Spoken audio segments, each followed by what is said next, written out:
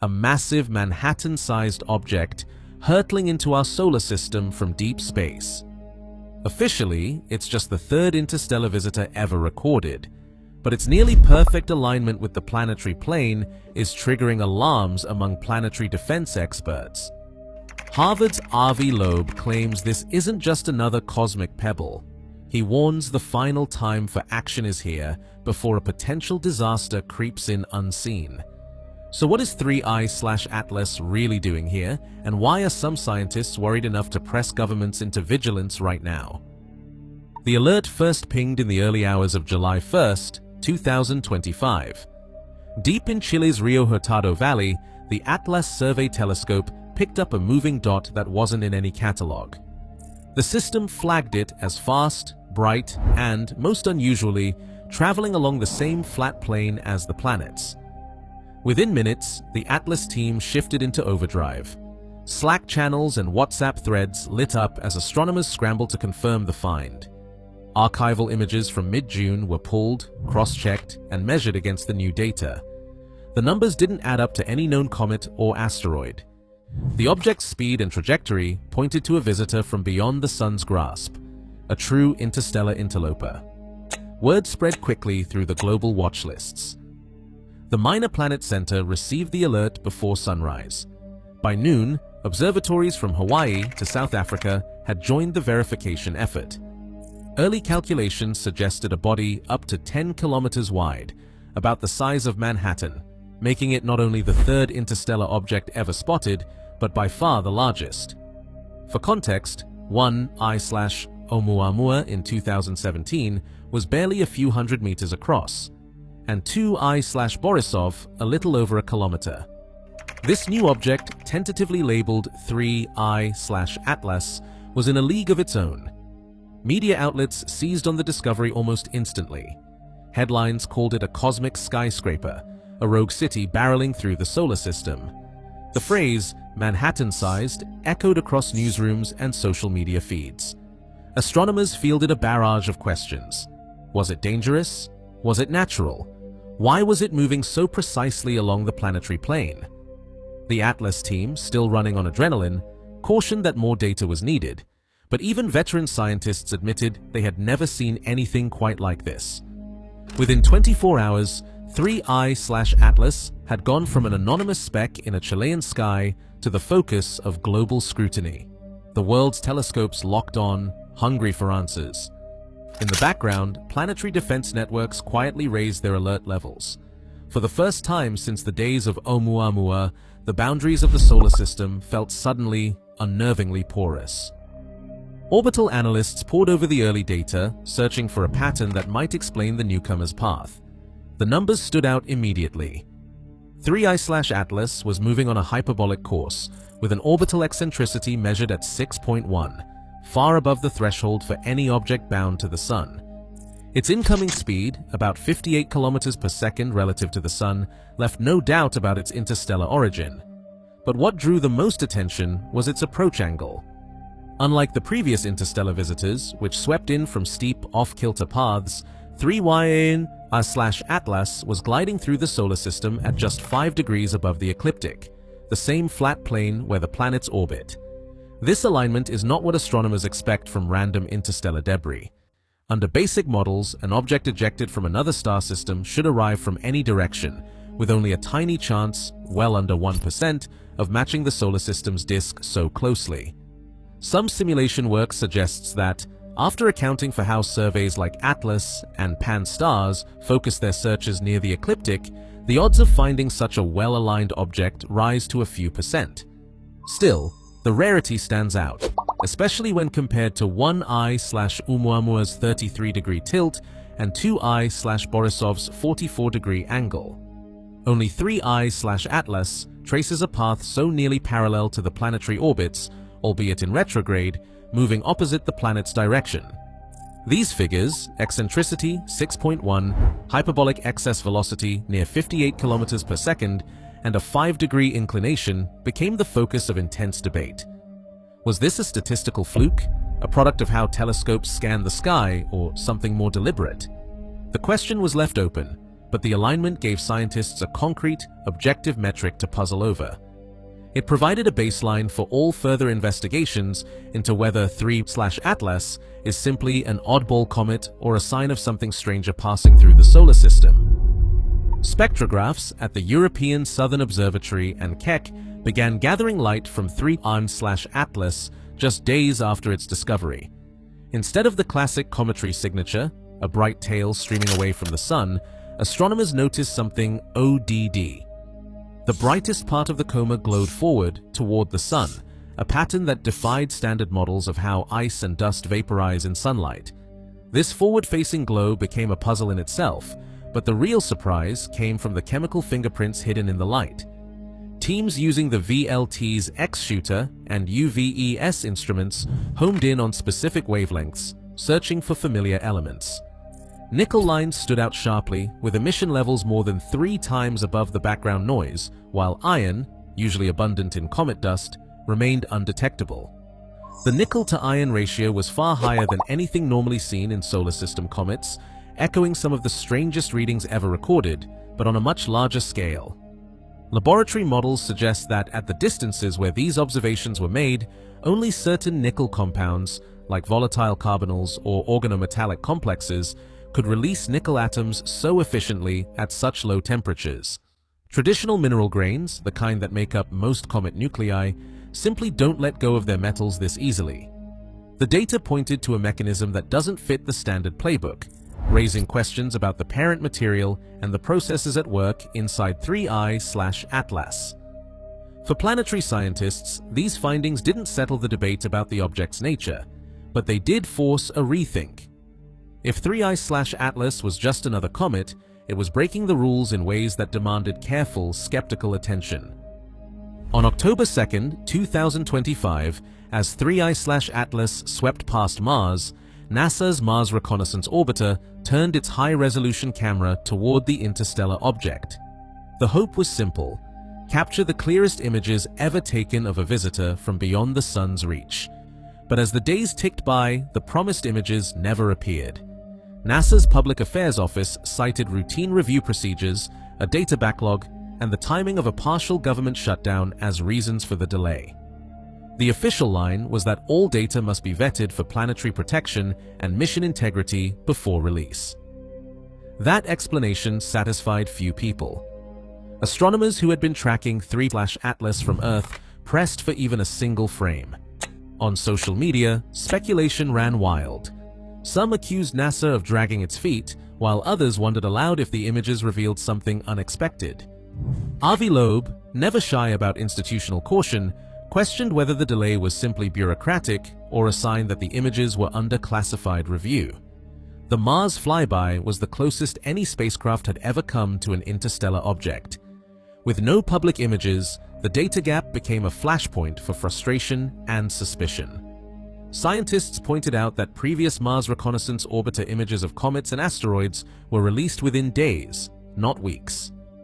Watchdog groups filed Freedom of Information Act requests demanding transparency. As perihelion approached and 3/Atlas prepared to slip behind the sun, the absence of visual evidence left the world's best look at the object locked behind closed doors. For planetary defense advocates, the episode exposed how information bottlenecks can slow critical analysis just when clarity is needed most. October 29, 2025. The clock ticks toward perihelion, the moment 3/Atlas draws closest to the sun. For hours, the object will vanish behind a wall of solar glare, completely invisible from Earth. No telescope on the ground can track it. At this point in its orbit, 3/Atlas is moving at peak velocity, over 58 kilometers per second, hurtling through space faster than any planet. The geometry is unforgiving. Sun, comet, and Earth line up almost perfectly, creating a natural blind spot that even the most advanced observatories can't pierce. This is not just a curiosity of orbital mechanics. In the world of spaceflight, this window is the prime opportunity for a maneuver called the Oberth effect. If a spacecraft, or anything with an engine, fires its thrusters at the point of maximum speed near a massive body like the Sun, it gains far more energy than it would elsewhere. This principle is well known to engineers plotting interplanetary missions. For 3I/Atlas, perihelion is the one time when a radical course change could happen, hidden from every eye on Earth. As the object races through its solar slingshot, astronomers and planetary defense teams brace for the unknown. When 3I/Atlas reappears, its trajectory will tell the story. Did it follow the path predicted by physics, or did something unexpected happen while it was out of sight? The answer will come only after the blind spot closes, and the world waits for the first post-perihelion data. Avi Loeb has spent years urging the scientific community to take rare, high-impact risks seriously. When it comes to 3I/Atlas, he doesn't claim to know if it's natural or engineered. Instead, he frames the situation with a concept borrowed from economics: the black swan event. In his words, a black swan event may be rare, but its consequences are so large they can't be shrugged off if ignored. For Loeb, the real danger isn't the odds, it's the cost of being wrong.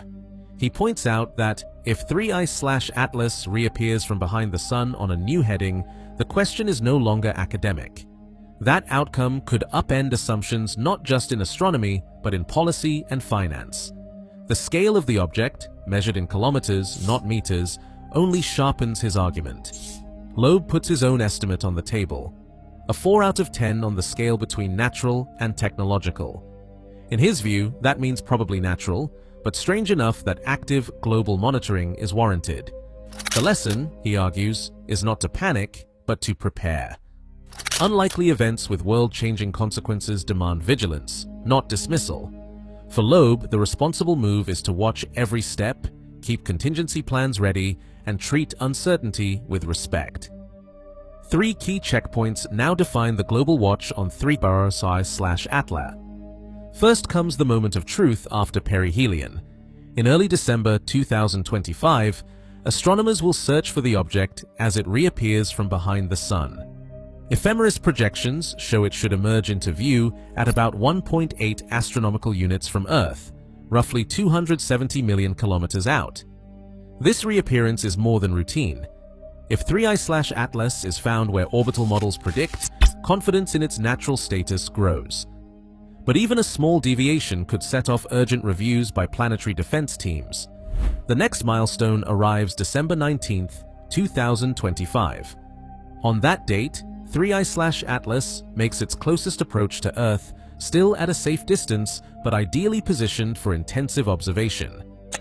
The Vera C. Rubin Observatory, Hubble, and other major facilities are scheduled to capture data, looking for unexpected motion, radio signals, or optical flashes. This window is the best opportunity to catch signs of controlled movement or detect any anomaly that might challenge natural explanations. The third checkpoint comes in March 2026, as 3I/Atlas passes near Jupiter.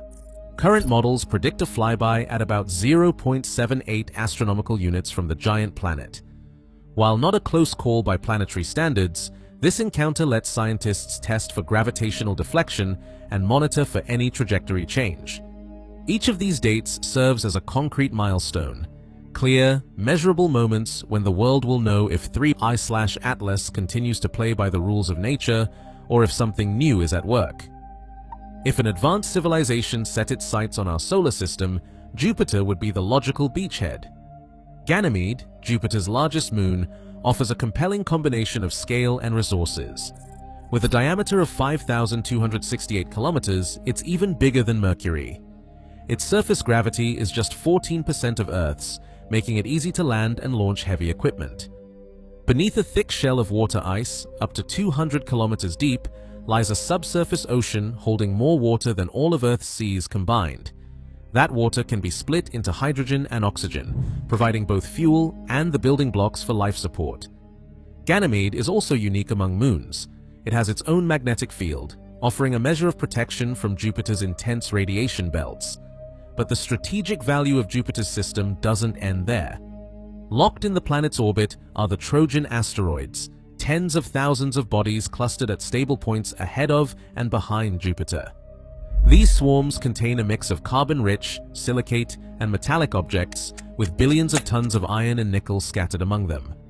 While no Trojan has been sampled directly, spectral surveys and upcoming missions like Lucy suggest a diverse bounty of raw materials. For any actors seeking a long-term industrial foothold, these asteroids represent a ready-made supply chain for metals and organics, all in microgravity and beyond the reach of terrestrial politics.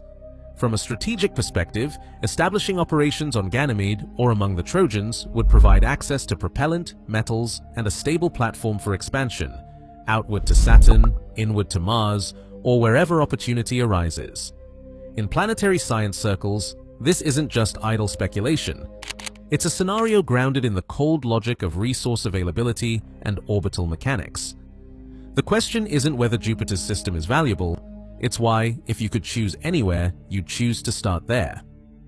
The next chapter in planetary defense is unfolding at the Vera C. Rubin Observatory, perched atop Cerro Pachon in Chile. When full operations begin, Rubin's sweeping surveys will scan the entire visible sky every few nights. Simulations predict a new interstellar object could be flagged every few months to a year, an order of magnitude leap from the era when spotting even one in a decade seemed remarkable. That means the age of rare cosmic visitors is ending. Soon, interstellar objects will be routine blips in the data stream, not once-in-a-lifetime anomalies. Yet the policies and protocols built to protect Earth have not kept pace. Current planetary defense systems were designed to track asteroids with a chance of hitting the planet, objects that fit a narrow threat model and trigger established response plans. But 3i Atlas is a wake-up call. Not all risks come from direct impact.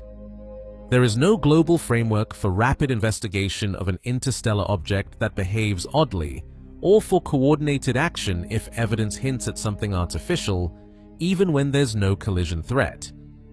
There are no formal guidelines for what to do when an object's behavior can't be explained, or when the consequences of a black swan event extend far beyond the physical. Avi Loeb argues that this blind spot is no longer acceptable. He calls for a new infrastructure, one that can monitor, analyze, and respond to the unknown. With Rubin's cadence set to reveal a steady stream of interstellar visitors, the time for improvisation is over. The next anomaly may not wait for bureaucracy to catch up. For Loeb, the final lesson of 3i Atlas is clear. Humanity must treat the unknown not as a curiosity, but as a mandate for action. The Mars Reconnaissance Orbiter reportedly captured high-resolution images during the object's October 2nd flyby, but those images remain unreleased, officially due to data processing delays. As 3i/Atlas approaches perihelion on October 29th, its trajectory and behavior remain under close observation, with scientists watching for any unexpected course change. While most evidence still points to a natural origin, experts like Avi Loeb argue the statistical anomalies and high-impact risks demand vigilance. With the Vera C. Rubin Observatory expected to find new interstellar objects every few months, the need for dedicated monitoring and policy is clear. Today, the true nature and intentions, if any, behind 3i/Atlas remain unknown. The facts leave the world watching, waiting, and preparing for answers only future data can bring.